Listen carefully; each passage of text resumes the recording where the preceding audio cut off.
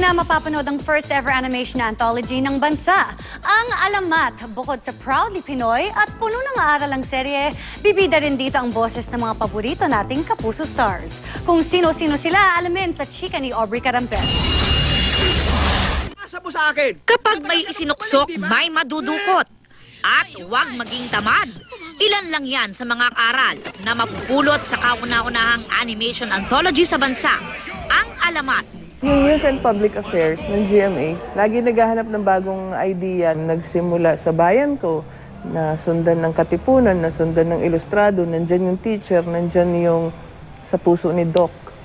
So, bakit hindi animation naman? Bakit hindi naman yung kwentong atin talaga? Talaga namang exciting dahil ang mga boses na bibida rito, ilan sa ating mga paboritong Kapuso stars. Siyempre masaya, parang dream come true to. It's fun, it's challenging, it's something new.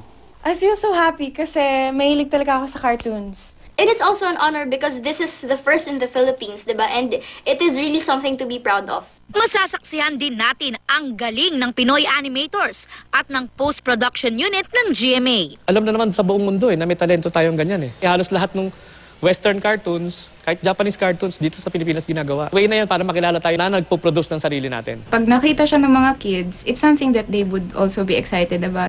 Ang pinaka-aabangang Alamat, magsisimula na ngayong linggo, July 12, alas 5 ng hapon.